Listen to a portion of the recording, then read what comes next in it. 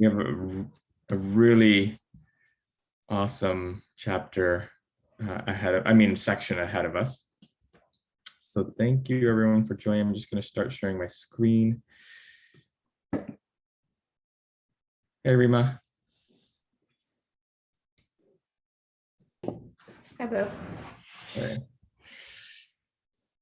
Okay, so I quickly just always do a rundown from last week, but before we get started,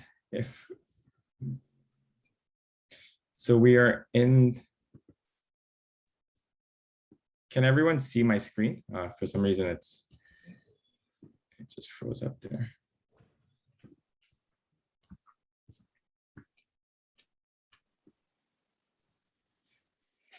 Okay, I don't know why it's.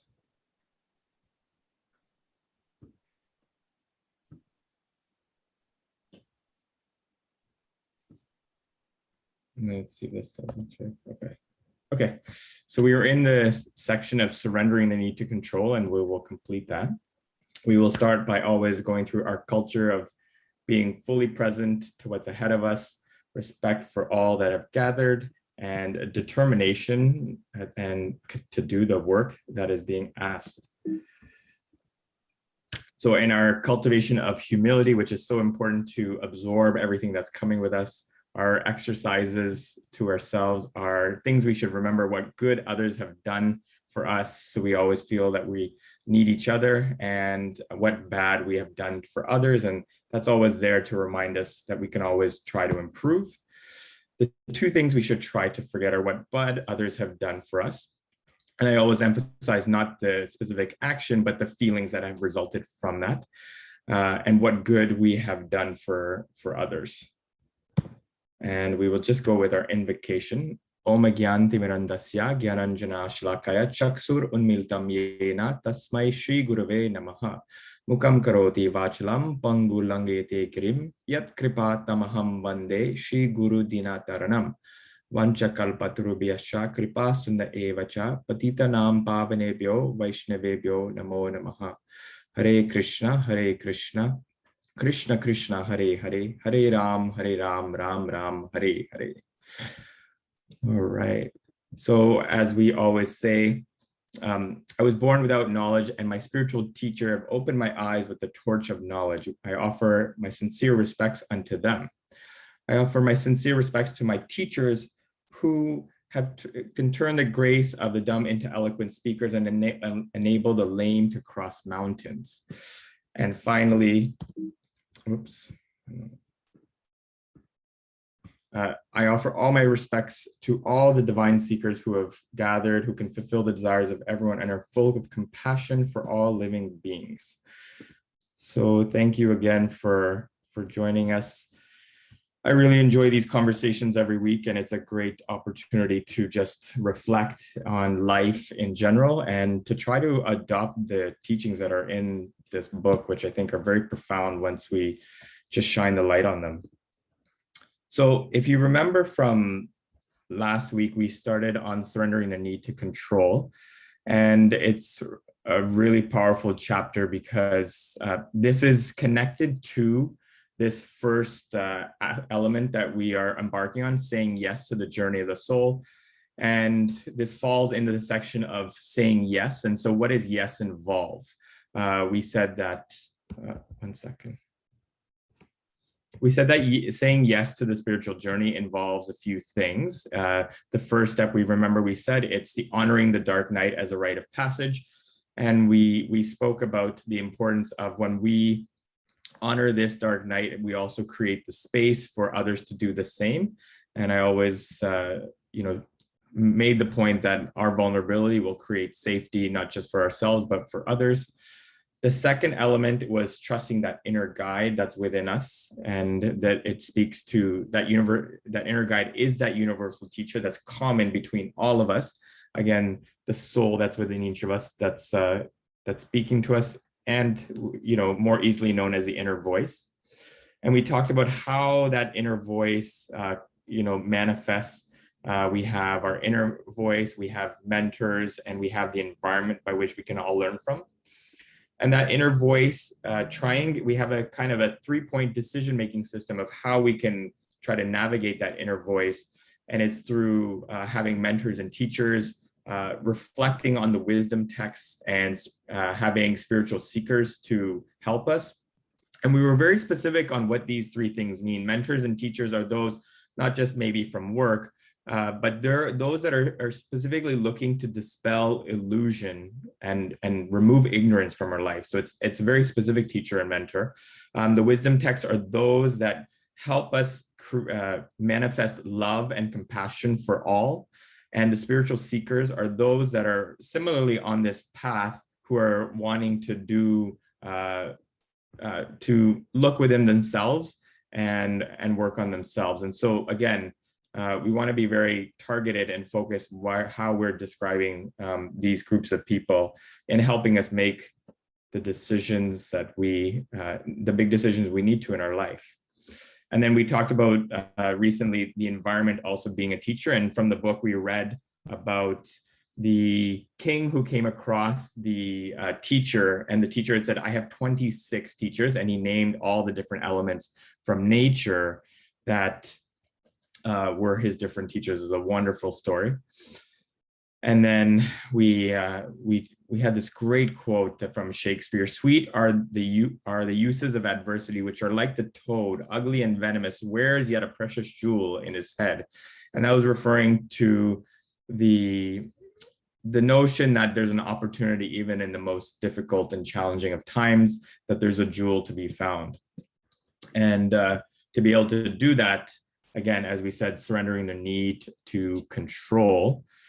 And we talked about Krishna's first instruction to Arjuna, which was tolerating the impermanent. And tolerating the impermanent really gets at the instruction that we're neither, and it basically has to do with pain.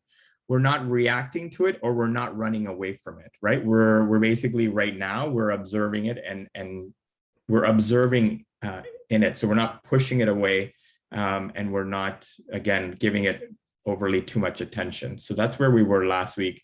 And we had 2 really great verses from the Bhagavad Gita to help us kind of capture what the meaning of this tolerating the impermanence means.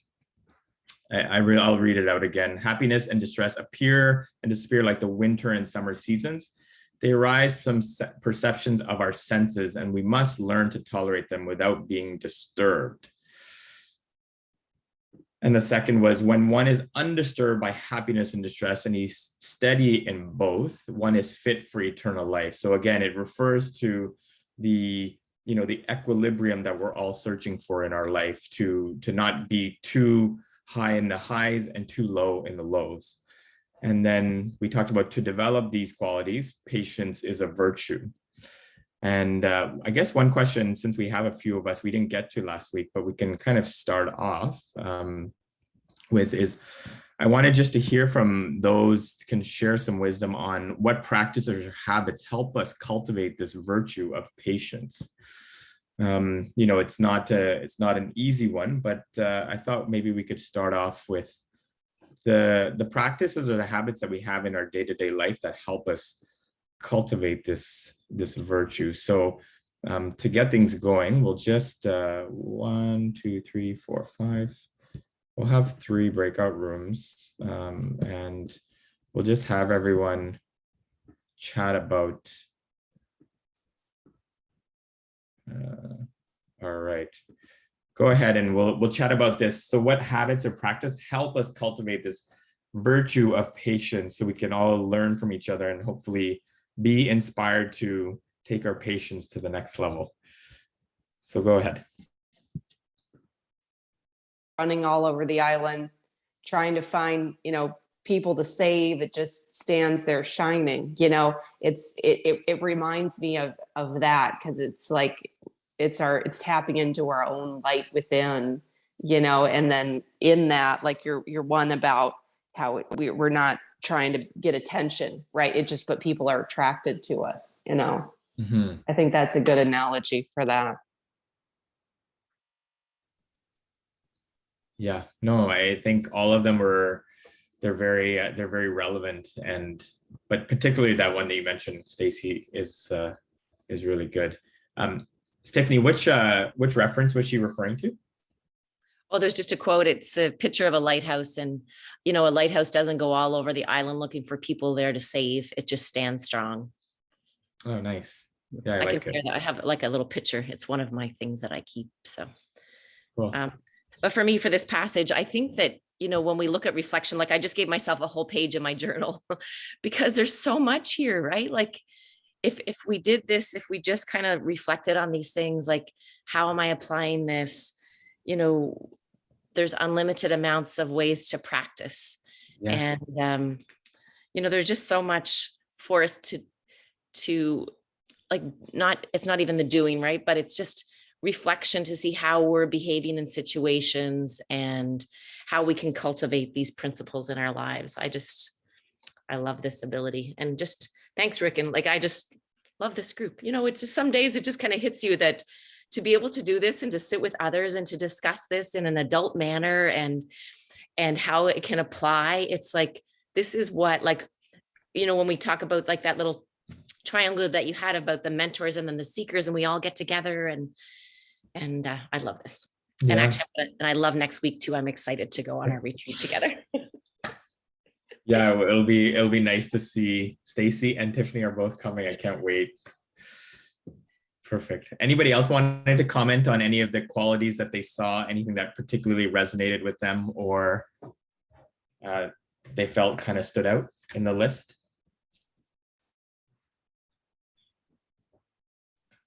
All right, we'll move on. Avni, you've been quiet today, but that's my shout out too.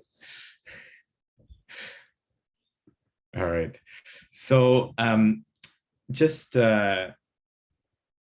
there's 6 in the tradition of Bhakti Yoga, which is where the teachings of the Gita come from. There's 6 ways that are very much listed as ways that we can steps. Oh, sorry, just here. 6 steps that like take home messages for how we can surrender. And I think these are really powerful to meditate on because they're all basically ones that we can use to apply. But the first is accepting what supports our practice, right? And then the kind of the converse to that was letting go whatever harms our practice, right? So I think a lot of times we don't maybe necessarily let in what we need to support our practice, and sometimes we hold on to things that for longer than we need to, that don't support our practice or can virtually harm our practice. So this whole concept of accepting what is favorable to us and letting go what is not favorable to us. The third element was depending on the soul of the universe as your true protector in all circumstances, and that definitely takes for some of us it may take a reminder, but again, just knowing that that if we're turning to that's again, that soul of the universe within all of us for protection, that it's there despite how difficult circumstances may be. But just that element of turning, making that, looking in that direction and calling out or asking for help is a really powerful practice for surrender.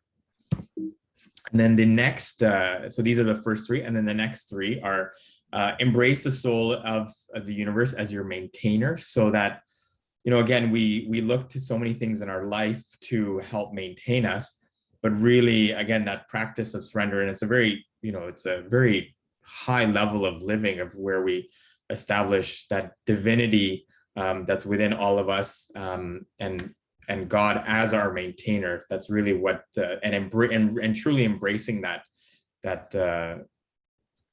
practice is a foremost practice of surrender.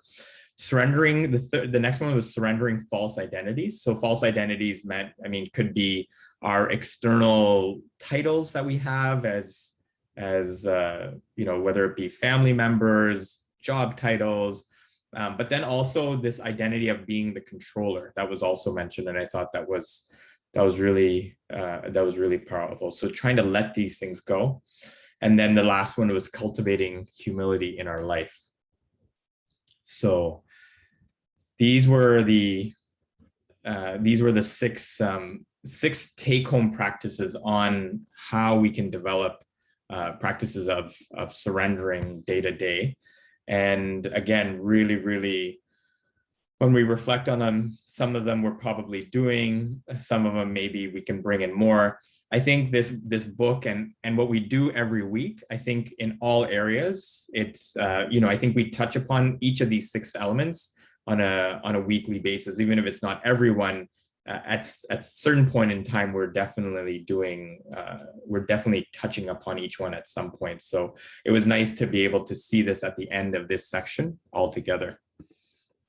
And so the last reflection question that we wanted to just end on was, and this was, oops, sorry, I didn't mean to do that. But the last reflection question was just, again, probably personal to everyone, but what is a way of surrender? What does a way of surrender mean to you? And at this moment in your life, what are you being called upon to give up?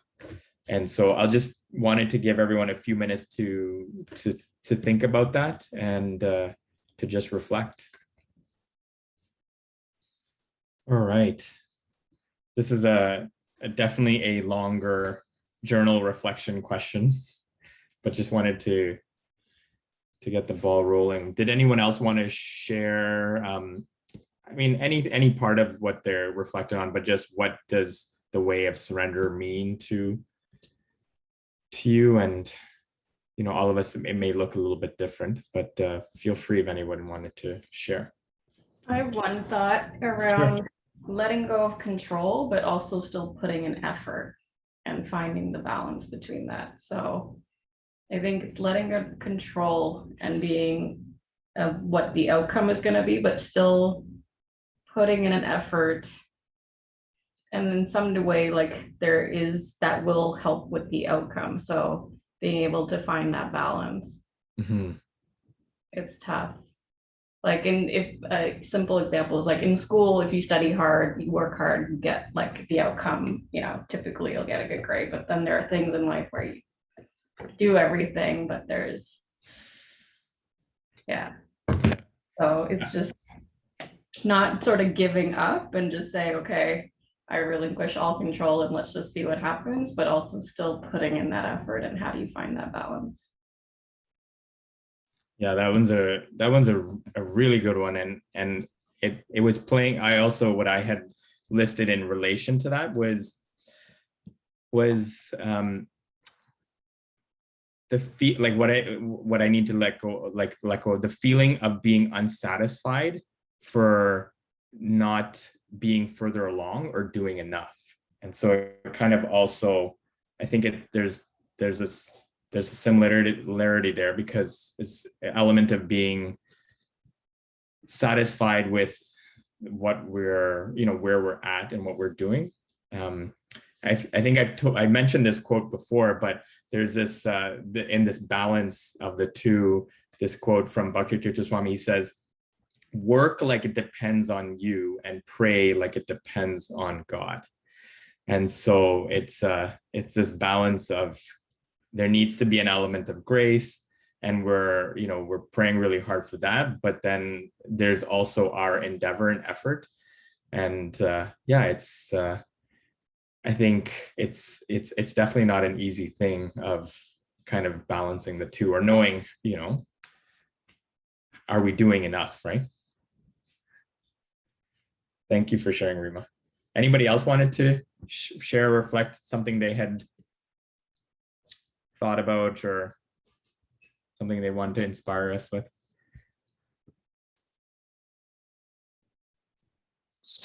So I was thinking, Rick, and I also thought a lot about relinquishing control. But some of that can also be like, if you think about the innovation principles, you think about iteration and kind of, trying to adapt to what customers really need, right? Like, I think about like my curriculum that I put together for my program. There was, when I got my training, it was like, well, don't just put together the whole thing and then have clients, right? You need to really have them walk beside you the whole time so that you know what they actually really need. You know, if you've missed something critical, right? That, it just didn't convey the message. And so that's really been a journey around letting go of control, right? Because it's like, I would have felt like, say with school or whatever, I did the whole report, I'm all ready, here clients come, right? You would have felt more prepared, but at the same time, preparing each week after their questions and all that stuff, it was a much richer curriculum, but intense to put it together. And it takes 2-3 times, right, before you feel like you're, really have less work to do, less ongoing, work to make it really good. And so I think that's an example, and you think about, like, one of the examples I give my engineers as I talk to them about the game Minecraft. I know this is maybe not a good topic for this forum, but No, it's relevant. it's a good, so you think about Minecraft and you think about how, they put together that game in like 6 days, released it to the early adopters, and then made 100 updates in a year and sold it for $1 billion, several years later. So it's like, they incorporated all the feedback, right? They just kind of got it out there, and it kind of shows how effective that strategy is. But you do have to let go of control and say, hey, what does the customer want? You kind of have that general outcome of, I want to make this video game, but like all the details, you let others determine. Mm-hmm. Yeah, it reminds me of this principle of just meeting people where they're at, because we have a certain message we would like to share or a way we want it to look, and then, but really, for it to be effective, it has to be in a language or in a way that can be, Yes. that's relatable, right? So really a great point about, and it is definitely an element of control, because it doesn't always look, the way it goes out is not always the way we had thought about it or wanted, right? Even wanted. Right. But it's the way it resonates. Being not attached to, the outcome. Yeah, it really falls the details. Yeah. Yeah. That's a really good. Thank you. Anybody else wanted to share anything? Thanks, Stacy. That's really good.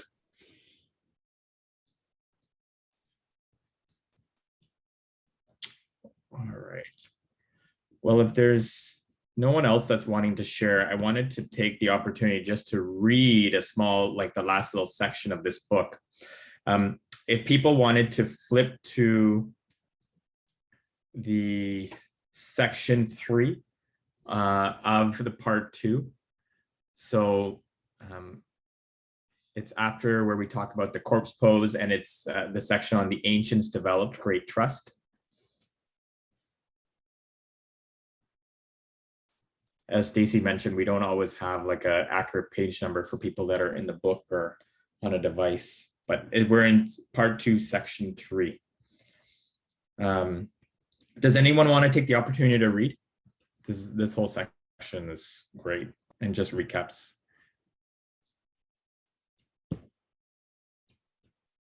Okay, I'll read. The ancients developed great trust in organizing a self-correcting principle of life. They called such trust Sharanagati, the way of surrender. This is when we make the soul of the universe our protector and maintainer. The word surrender comes from Old French surrendre, which means to give up something. What is it we are called upon to give up in the dark night of the soul, our story or our false identity? We came to this world without anything. We then created a complex story of who we are and what we own and what we must do. Surrender is a return to our naked origin, the recovery of an original state before our story. Most of our life, we take refuge in our small human story. But in the dark night of the soul, the story is shattered. The dark night of the soul puts us in a place where we have no choice to surrender. The surrender is not about being beaten down or giving up, nor is it about indulging in suffering. Quite the contrary, surrender opens a doorway of yoga. It allows us to set out on our journey of the soul. Surrender people recognize they can't control everything. Therefore, they neither attempt nor desire to force situations on other people. Instead, they focus their attention on their own behavior and find new creative ways to overcome obstacles. Comfortable with uncertainty, they are less fixated on the outcomes and are able to go with the flow of life. When an unplanned situation happens, they easily shrug it off. As a result, they tend to be happier, more lighthearted, and more resilient, unlike inflexible people who are far more susceptible to anger, distress, and resentment. Surrendered individuals know how to pause, take a deep breath, and observe. Powerful without dominating, they understand the true power comes from deep listening and being respectful. Those who are surrendered don't measure themselves by how much they are liked, nor do they feel the need to compete for attention. When they sit quietly in a room, others are drawn to them naturally. Those who practice surrender tend to be good listeners. They don't judge, building true and lasting friendships. With the ability to see others beyond temporary stories and circumstances, they engage with others at the level of the soul, the sacred self. The English word respect comes from respicer, which means to see or behold. Since surrendered souls truly see others, they truly respect others. Liberated from their stories, their sense of success isn't determined by occupation or net worth, nor do they have a driving need for money and power. As a result, they don't use others for their own advantage. They love people and use things rather than use people and love things. Willing to accept when they're wrong, surrendered people don't insist on being right. They're open to new ideas and they forgive easily. The practice of the surrender allows one to be more playful with life. Vibrant, alive, and a real pleasure to be around, surrendered people have a natural spontaneity and vitality that rubs off on others.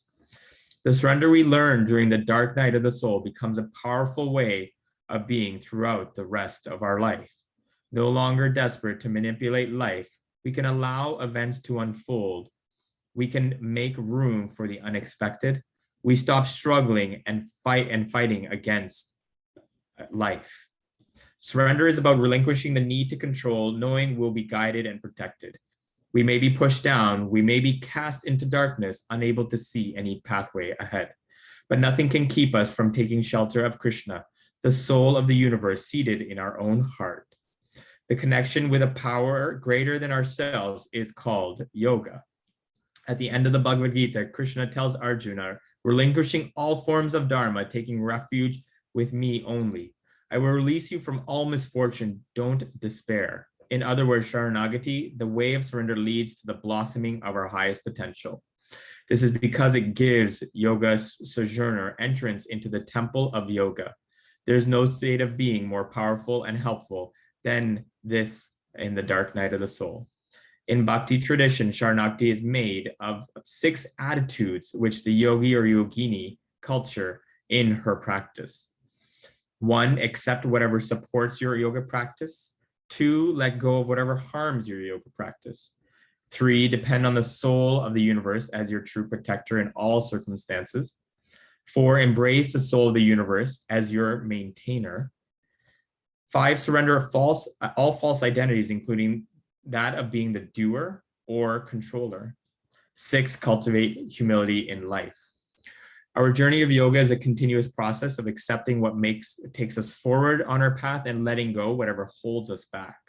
The yogi or yogini relinquishes the imaginary identity she has recreated in her story, which leads to suffering, and takes shelter of the soul of the universe, knowing she will be protected and maintained. With natural humility, she's able to travel far on her journey. Sharanagati, the way of surrender, encapsulates the first yoga teaching of the Bhagavad Gita for crossing the dark night, set out on the journey of the soul.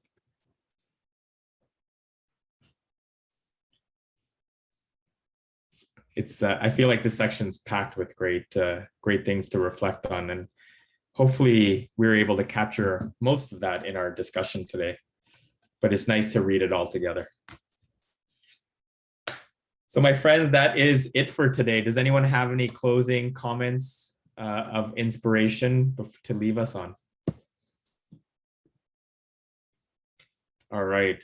Beautiful. So we are on next week, and then just wanted to, for those that wanted to get together for meditation, we will gather tomorrow at 6 a.m. To cultivate these qualities through our meditation practice. So please join us if you want to at 6 a.m. for some mantra meditation. And that is it. Thank you. Thanks, everyone. Take care. Next week. Bye. Have a good day. Bye.